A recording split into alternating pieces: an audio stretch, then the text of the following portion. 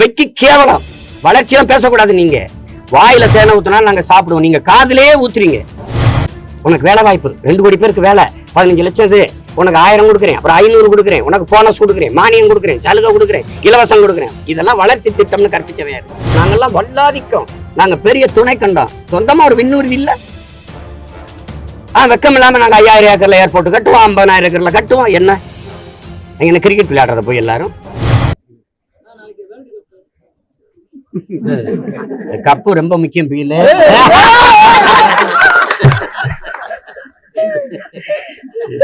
எனக்கு அதுக்கு சம்பந்தம் இல்லை. முன்னாடி ரசிச்சு பார்ப்பேன் விளையாட்டுல.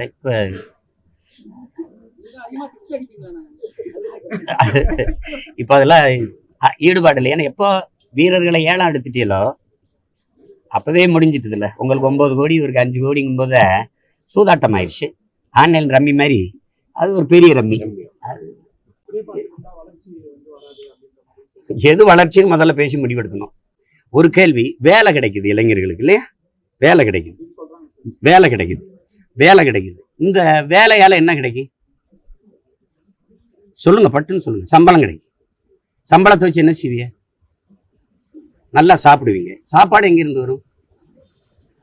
ஒரு அடிப்படை அறிவுதான் தம்பி. எந்த தொழிற்சாலை அரிசி வரிப்பை உற்பத்தி செய்யும்? அது விளைநிலங்கள்ல இருந்தானே வரணும். அந்த நிலத்தை பறிச்சுட்டு தொழிற்சாலை. வெறும் சம்பளத்தை வாங்கி சாப்பிடுற என் நாடு வாழுமா, வளருமா, முன்னேறுமா? என் உழைப்பை சுரண்டி உற்பத்தியை பெருக்கி லாபத்தை பல ஆயிரம் கோடியில ஈட்டிக்கிட்டு போற அந்த முதலாளிகள், அந்த நாடு முன்னேறுமா, வாழுமா, வளருமா? வெறும் சம்பளத்தை வாங்கி சாப்பிடுறதே வாழ்க்கையா? சொல்லுங்க. கேட்டா இழப்பீடு கொடுக்குறோம். இழப்பீடு இதற்கு உரிய தொகையும் இல்ல. இழப்பீடு தான், காம்பன்சேஷன் தான். இழப்பீடு யார் கேட்டது?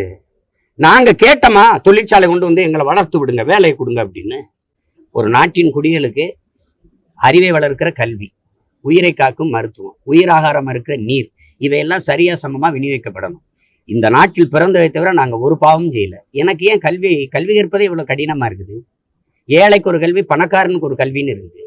ஏழைக்கு ஒரு மருத்துவம், பணக்காரனுக்கு ஒரு மருத்துவம் இருக்குது. இது என்ன ஜனநாயகம்? இது என்ன மக்களாட்சி? இது என்ன குடியரசுன்னு சொல்லுங்க. குடிகளுக்கான அரசா இது? வசதி இருக்கிறவன் நல்ல மருத்துவம் செய்து கொள்ளலாம், வசதி இருக்கிறவன் நல்ல கல்வி நிறுவனங்களை தேடி போய் கல்வி கற்றுக்கொள்ளலாம்.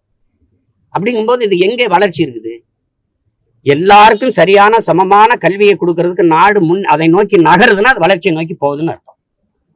எல்லாருக்கும் சரியான மருத்துவத்தை கொடுக்க ஒரு முதல் குடிமகனுக்கு என்னவோ அது கடைகோடி மகனுக்கும் கிடைக்க செய்யறதுக்கு இந்த நாடு நகருது, அதை நோக்கி கால் எடுத்து வைக்குதுன்னா சரி போகுதுன்னு அர்த்தம். அப்படி இருக்கா? அப்ப எது வளர்ச்சின்னு இருக்குல்ல? எல்லாமே நீங்க பிரைவேட்டைசேஷன் ஆக்கிட்டீங்க. தனியார் மயம், தாராளமயம், உலகமய கொள்கை நீங்க ஏற்றதுல இருந்து இது சந்தையா நாடா? ஒரு அடிப்படை தானே. பொருளாதாரம் படிக்கணும்னு இல்லை, ஒரு அடிப்படை கேள்வி தானே நான் சொல்றது. சந்தை பொருளாதாரத்தை ஏற்றுக்கொண்ட எந்த நாடு வாழும் வளரும். சந்தையில வியாபாரம் நடக்குமா, வாழ்க்கை நடக்குமா? வர்த்தகம் நடக்குமா, வாழ்க்கை நடக்குமா? வர்த்தகம் முடிஞ்சவொன்னா அந்த முதலாளி கூடாரத்தை காலி விட்டு போவானா, போக மாட்டானா? அப்ப என் நாடு சந்தையா இல்லையா? உலக நாடுகள் உற்பத்தி செய்யற பொருளை விற்கிற ஒரு சந்தையா இல்லையா? அதை வாங்கி நுகர்கிற மந்தைகளா இந்த நாட்டு மக்கள் நடத்தப்படுகிறார்களா இல்லையா? சொல்லுங்க, நீங்களே சொல்லுங்க. அப்ப நீங்க எல்லாமே தனியார் மயம். கல்வி தனியார், மருத்துவம் தனியார், சாலை போடுதல், பராமரித்தல் தனியார். சாலைக்கு பேர் என்ன? தேசிய நெடுஞ்சாலை. சாலை தேசத்திட்ட இருக்கா, முதலாளிகிட்ட இருக்கா? நீங்க சொல்லுங்க. ஏதோ குடிநீர் விநியோகம் இருக்கா? தண்ணீரை உறிஞ்சி விற்க நீ எப்படி அனுமதிச்ச? தண்ணீர் மனித தேவை மட்டுமா, மானுட தேவை மட்டுமா, உலக உயிர்களின் உயிர் தேவையா? மற்ற உயிர் கேட்க முடியாது. நான் கேட்பேன், எனக்கு ஒரு போத்தல் தண்ணி கொடுங்கன்னு. அது என்ன பண்ணும்? இதெல்லாம் எப்படி கொண்டு வந்தீங்க? இதெல்லாம் வளர்ச்சியை நோக்கி பயணமா? எத்தனை நாளைக்கு நீங்க தண்ணீரை வித்துற முடியும் தம்பி? எல்லாமே தனியார் தான் சிறப்பா நிரூபிப்பாருன்னா அரசு இருக்கு. அதுக்கு எதுக்கு இத்தனை 1000 கோடியை செலவழிச்சு தேர்தல், அப்ப தேர்தலில் நீங்க போட்டி போடணும், நாங்கள் வரிசையில் நின்று வாக்கு செலுத்தணும். எதுக்கு அந்த அமைப்பு, அந்த கட்டமைப்பு எதுக்கு? அது தேவையில்லையே. டெண்டர் விட்டுற வேண்டியதானே? ஏலம். இந்தியாவின் கடன் 1,50,000 கோடி, 150 லட்சம் கோடி, 150 லட்சம் கோடி ஏலம். ஏழாவது மதிப்பு 150 லட்சம் கோடி. எடுக்கிறவர் யார்? அவர் 200 லட்சம் எவர் கேட்கிறாரு, அவர் கொடுத்துட்டு போகும். அவர் ஒரு 5 வருஷம் ஆளட்டும். எல்லாமே அதானி அம்பானி தான் சிறப்பாக விநியோகம் பண்ணுவார்கள். மின் உற்பத்தி விநியோகம் அவர் தான் சிறப்பாக செய்வார். துறைமுகத்தை அவர் தான் நல்லா நடத்துவார், கட்டுவார். அவர் தான் வானூர்தி நிலையத்தை நல்லா நடத்துவார், கட்டுவார். அப்ப நீ என்ன, உன் வேலை என்ன? கமிஷன் வாங்கிட்டு கையெழுத்து போடுறதா? என்னது இது? அதுல ஒரு வெட்டி பேச்சு. இதுல வந்து வளர்ச்சி பத்தி பேசுறது. யாரோட வளர்ச்சி? யாருக்கான வளர்ச்சி? யாருக்கான கட்டமைப்பு? மக்களுக்கானது எங்க இருக்குது? எங்க இருக்குது? கொரோனா நேரத்துல ஒரு இடத்துல இன்னொரு இடம்பெயர போக்குவரத்து வச்சிருந்தீங்களா? நடந்து வந்தோம், வழியிலே பிரசமாயி பிள்ளை செத்து போச்சு. இறந்த பணத்தை தோல் தூக்கிட்டு வர்றது நீங்க பார்த்தது இல்லையா? இருக்கா இல்லையா? காணொலியில காட்டவா? அப்போ ஒரு நாட்டுக்குள்ள ஒண்ணா இங்க இருந்து இடம்பெயர முடியாது, போக்குவரத்து இல்ல, உனக்கு சொந்தமா ஒரு பிளைட் கிடையாது. வெக்கி கேவலம். வளர்ச்சியெல்லாம் பேசக்கூடாது. நீங்க உக்ரைன்லக்கும் ரஷ்யாவுக்கும் சண்டை சிக்கிக்கிட்டா நம்ம பிள்ளைய கூட்டி வர்றதுக்கு உனக்கு பிளைட் இல்ல. இது மாதிரி உலகத்துல சின்ன சின்ன நாடுகள்லாம் எப்படி இருக்குது? என் நாடு என்ன பாருங்க, இவ்வளவு பெரிய நாடு, ஒரு வல்லாதிக்கம். நாங்கெல்லாம் வல்லாதிக்கம், நாங்க பெரிய துணை கண்டோம், சொந்தமா ஒரு விண்ணூர்தி இல்ல. வெக்கம் இல்லாம நாங்க 5000 ஏக்கர்ல ஏர்போர்ட் கட்டுவோம், 50,000 ஏக்கர்ல கட்டுவோம். என்ன கிரிக்கெட் விளையாடுறத போய் எல்லாரும் பறக்க பிளைட் வச்சிருக்கியா? இந்தியன் ஏர்லைன்ஸ் வச்சிருந்தா, யாருக்கிட்ட வாங்கின? டாட்டா. திருப்பி அவர்கிட்ட எடுத்துட்டு வந்துட்டேன். எங்க தொடங்கினியோ அங்கே முடிச்சுட்டேன். ஏன் அந்த போக்குவரத்து அரசு நடத்தினா அதுல வேலை செய்யற பிள்ளைகளுக்கு அரசு பணி வரும், அரசு அந்த போக்குவரத்தால அரசுக்கு லாபம் வரும். அதெல்லாம் நீங்க செய்யறது இல்ல. இப்படி பாருங்களேன், நீங்க கிரானைட் கற்களை எடுக்கிறீங்கல்ல, அது பூமியில் தங்கத்துக்கு இணையான மதிப்பு, தங்க வைரத்துக்கு இணையான மதிப்பு மிக்க கற்கள் இருக்குல்ல, சலவை கற்கள். அதையும் அரசு எடுக்கக்கூடாது, அரசு வெட்டி விற்கக்கூடாது. அதனால பல ஆயிரம் பேருக்கு வேலை. அதை முறைப்படுத்தி இவ்வளவு வெட்டணும் அரசு வைக்கலாம்ல. அதையும் தனியார் முதல்ல. மண்ணின் வளங்கள் மக்களுக்கானது, அதையும் முதலாளிக்கானதாகுது. எப்படி உங்களால வளர்ச்சின்னு பேச முடியுது? வளங்களை சுரண்டி கொழுப்பதை வளர்ச்சி என்று கற்பித்தவன் எவன் கேட்கிறான்? பதில் வச்சிருக்கீங்களா? உங்களால உருவாக்க முடியாத நீங்க எப்படி அழிக்கிற உரிமை உங்களுக்கு எவன் கொடுத்ததுன்னு? நீங்க விளைநிலங்களை உருவாக்குவீங்களா? 1000 ஏக்கரை பறிச்சு தொழிற்சாலை கட்டிட்டு போயிருவேன். எந்த இடத்துலையும் தொழிற்சாலை கட்டலாம், ஆனா எல்லா இடத்துலயும் விளைநிலம் விவசாயம் பண்ண முடியாதுல்ல, வேளாண் வச்சுக்க முடியாதுல்ல. அப்போ அரசு பெரம்பு குடங்கள் இல்ல, விளைச்சலுக்கு பயன்படாத கரடுகள் இல்ல, அங்க போய் கட்டிக்க உனக்கு தொழிற்சாலை. நான் கேட்டா பேசு, அப்புறம் பேசு, குண்டாஸ் போடு, தண்டாஸ் கூட போடு, என்னத்தையோ போடு. காலங்காலமா எத்தனை தலைமுறையா நாங்க ரத்தம் சிந்தி வேர்வை சிந்தி எனது முன்னோர்கள் உழுது விளைச்சு தெல்லு விழுதி ஆக்கி அதை விளைநிலமா மாத்திருக்காங்கிறது அது ஒரு வரலாறு. திடீர்னு பறிச்சுக்கிட்டீங்கன்னா இதெல்லாம் கொடுமை. இது வளர்ச்சி வளர்ச்சி வளர்ச்சின்னு வாயில தேனை ஊத்தினாலும் நாங்க சாப்பிடுவோம், நீங்க காதுலயே ஊத்துறீங்க. அது யாருக்கு பயன்படும்? எறும்புன்னா குடிச்சிட்டு போவோம். எங்களுக்கு என்ன பயன் இருக்குது?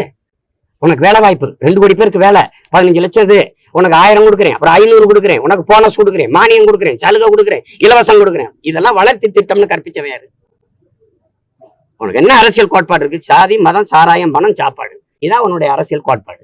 வேற இருக்கா? இந்த நாட்டு திட்டங்களை நீங்க நினைவுல இருந்து கொஞ்சம் உங்க நினைவுல இருந்து எண்ணி பாருங்க. இலவசம், சலுகை, போனஸ், மானியம், இதை தவிர வேற ஏதாவது இருக்கா? அப்புறம் இதெல்லாம் சாதனைன்னு பேசிட்டு வருது, இதெல்லாம் வளர்ச்சின்னு பேசிட்டு இருக்கிறது. அது சரிதான், அது சரிதான். இப்பதான் இந்த நிலைப்பாட்டுக்கு வந்திருக்கிறார், நான் வரவேற்கிறேன். அது முதல்ல ஆளுநரை மாத்தணும்னு தான் சொன்னாங்க. நான் அந்த பதவியே தூக்கணும்ன்றேன். அது அவசியம் இல்லை, அது அவசியம் இல்லை. அதான் பேரறிஞர் அண்ணா அவர்கள் கூட ஆட்டுக்கு தாடி இது நாட்டுக்கு ஆளுநர், அது 2 அவசியம் இல்லைன்னாங்க. இப்ப நமக்கு என்னன்னு கேட்டா, மக்களுக்கு ஒரு அரசை அமைக்கிற உரிமை இருக்குது. மக்களே வாக்கு செலுத்தி தங்களுக்கான அரசை அமைச்சுக்கிறாங்க. அந்த அரசுக்கு முழு அதிகாரம் கொடுத்துட்றாங்க. அது சட்ட திட்டங்களை அல்லது தீர்மானங்களை, மசோதாக்களை நிறைவேற்றி அதை செயல்படுத்திக்கிறோம். அப்புறம் ஒருத்தர் மக்களால் தேர்வு செய்யப்படாத ஒரு பிரதிநிதி வந்து உட்கார்ந்துக்கிட்டு இதுல கையெழுத்து போட மாட்டேன், அதுல கையெழுத்து போட மாட்டேன், அது போட மாட்டேன்னா பெரிய தொல்லை. அது பெரிய தொல்லை. அது அந்த பதவியே தேவை கிடையாது. அது எதுக்கு சொல்லுங்க? அது தண்ட கருமாந்திரம். உட்கார்ந்துக்கிட்டு ஒவ்வொன்றுக்கும் கருத்து. அவர் ஒரு தனி அரசு நடத்திக்கிட்டு இருக்காரு. அவர் தனி அரசு, சம்பளம் என் காசுல வாங்க வேண்டியது, எனக்கு எதிராக சிந்திக்க வேண்டியது, பேச வேண்டியது. இது கொடுமை. அது சரிதான், அவர் சொல்றது சரிதான். அது அவசியம் இல்லை, அந்த பதவி அவசியம் இல்லை.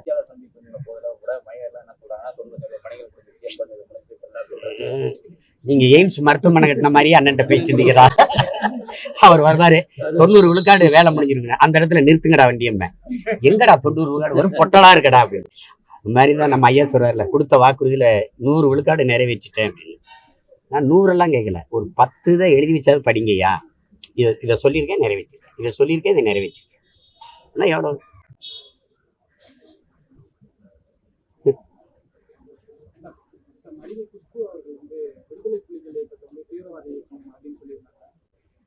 அவங்க மட்டுமே சொல்றாங்க. அவங்க காங்கிரஸ்ல இருக்கும்போது பதிவு பண்ணது, அவங்க கட்சி தலைமையே சொல்லுது, நாடே சொல்லிச்சு நாங்க டெரரிஸ்ட் மூவ்மெண்ட். ராஜீவ் காந்தியை நாங்க கொல்லலைன்னு 35 வருஷமா சொன்னோம், நீங்க நம்பல. ஆமா நாங்க தான் கொன்னோம்னு சொன்னோம். இல்ல அது எப்படி இவர் கிளைம் பண்றாரு? நீ 35 வருஷமா நான் இல்லைன்னு நீ கொண்டுட்டா என்ன? ஆமா நாங்க தான் கொன்னோன்ன இல்ல இல்லைங்கிற. கொல்லாத இயக்கத்துக்கு எதுக்குப்பா தடை விதிச்ச? அதுக்கேப்ப தீவிரவாத இயக்கம்னு பழி சுமத்துன. அந்த தடைங்கிறது அது வந்து ஒரு தேசிய இனத்தின் மீது சுமத்தப்பட்ட அவமானம் தம்பி. வயிற்றுல குழந்தையோட போனாலும் அந்த குழந்தை இருக்குல்ல, சிசு இருக்குல்ல, கருக்குல, அதுவும் தீவிரவாதியா தான் பார்க்கப்படுது. கை குழந்தையோட போனாலும் ஒரு நாட்டுல இருந்து இன்னொரு நாட்டுக்கு எங்களை இறங்க விடுறது, நடுக்கடல தத்தளிக்க விடுது. எல்லா நாட்டு சிறைகளையும் நாங்க இருக்கோம். தாய்லாந்து, இந்தோனேசியா, மலேசியா, எல்லா நாட்டு சிறையிலையும் இருக்கோம். நாங்க இப்போ இருக்கோம். காரணம் இந்த தடை தான். அப்ப இது எவ்வளவு காலத்துக்கு இருக்கும் பாருங்க. 35 ஆண்டுகளா இதே பிரச்சனை, இதே பேச்சு. எப்படி டெரரிஸ்ட் மூவ்மெண்ட்னு சொல்லுவீங்க? அதை சொல்லுங்க. எப்படி டெரரிஸ்ட்? ஒரு நாட்டின் அதிபர் தன் நாட்டு ராணுவத்தை அனுப்பி அந்த நாட்டு மக்களை எத்தனை ஆயிரம் பேருக்கு மேல அது கொலை செய்யப்பட்டிருக்காங்க உங்களுக்கு தெரியும். அந்த கதை திருப்பி பேசுனீங்கன்னா அது பெரிய வரலாறு. அது பேசாம திடீர்னு வந்து ஒரு மரணம் உங்களுக்கு வன்முறை தீவிரவாதம்னா பல்லாயிரக்கணக்கான இனத்தின் மரணத்தை எப்படி தம்பி எடுத்துக்கிறது? அதை எப்படி எடுத்துக்கிறது? அவங்களுடைய பார்வை, அவங்களுடைய புரிதல் அவ்வளவுதான். அதை போய் பேசிக்க வேண்டியது இல்லை. அதெல்லாம் நாங்க எழுதியா கடந்து போவோம். எங்க வேலை அது இல்லை. ஈழத்துல சிங்களர்கள் வம்பாக குடியேற்றங்களை நிகழ்த்தி கொண்டே இருந்தாங்க. எங்க அண்ணன் தேவன் இறந்து எவ்வளவு காலம் இருக்கும்? அவர் கொடுத்த கோரிக்கையில் 5 கோரிக்கையில ஒன்று, வம்படியாக திட்டமிட்டு தமிழர் தாயகத்தில் வந்து சிங்கள குடியேற்றங்கள் நிகழ்த்தப்படுகிறது, அதை தலையிட்டு தடுங்கள்னு ஒரு கோரிக்கை வச்சிருந்தாரு. என்னையிலிருந்து அது நடக்குது? அன்னைக்கு என்கிட்ட ஒரு படம் இருந்துச்சு, நாங்க சண்டை போட்டாவது தற்காத்து நின்னோம். இன்னைக்கு அதுவும் இல்லை. இப்ப எவ்வளவு சரசரன்னு அவன் குடியேறி போயிட்டு இருக்கான். 2,50,000 ராணுவ வீரர்கள 2 லட்சம் பேர் ஏன் நிலப்பரப்புல தான் இருக்கான். ராணுவ முகாம்கள், ராணுவ வீரர்களின் குடியிருப்புகள், அதை வந்து ஆக்கிரமிப்புன்னு தான் சொல்லணுமே ஒழிய, ஒருவேளை நான் என் தாய் நிலத்தை நான் மீட்டெடுப்பதற்காக அவனோட சண்டை செஞ்சேன்னா அதை வன்முறை, அதை தீவிரவாதம் அப்படிலாம் எப்படி உங்களால பழி சுமத்த முடியுது? அப்படிலாம் அது எப்படி? வலிமை உள்ளவன் செஞ்சா அது நன்முறை, வலிமையற்றவன் எதிர்த்து போராடி தன்னை தற்காக்க போறான்னா அது வன்முறை ஆயிருது. எப்படி? மகிழ்ச்சி, நன்றி.